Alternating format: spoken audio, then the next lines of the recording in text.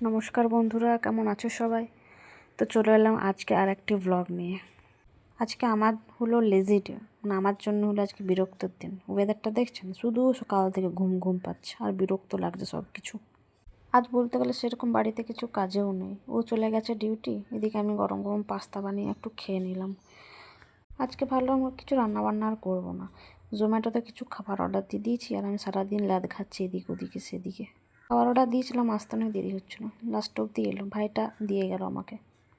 এদিকে খিদেও পাচ্ছে আর ঘুমও পাচ্ছে, আর কিছু পেটে না গেলে না ঘুমটা ভালো করে হয় না। বেশ খেয়ে নেবো আর টেনে একটা ঘুম দেবো ভালো করে, বিকাল অবধি না ফ্রেশ লাগবে একদম। আমার বর তো বাইরের খাবার একদম পছন্দ করে না, তারপর আবার এইসব খাবার একদমই সে সহ্য করতে পারে না। অনেক কষ্ট করে তাকে মানালাম, সকাল থেকে তার কানের কাছে ভেনিয়ে ভেনিয়ে ভেনিয়ে ভেনিয়ে আমার শরীরটা খারাপ, আজকে উইকনেস লাগছে, কিছু করতে ইচ্ছা করছে না। সে লাস্ট অবধি মায়া হলো, তো বললো ঠিক আছে চলো আজকের মতো খেয়ে নাও, বাকি কিন্তু আর এখন কিছুদিন দেবো না খেতে।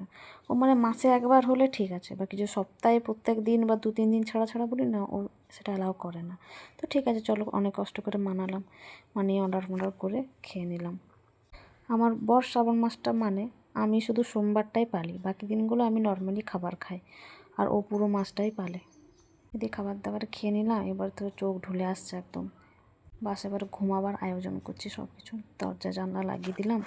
বাইরে কিন্তু কাপড় মেলা আছে, আর মেঘটা এবার আস্তে আস্তে কিন্তু আরও কালো করে আসছে। যাই হোক, আওয়াজ তো পাবো, তখন উঠে যাবো, একটু তো শুই।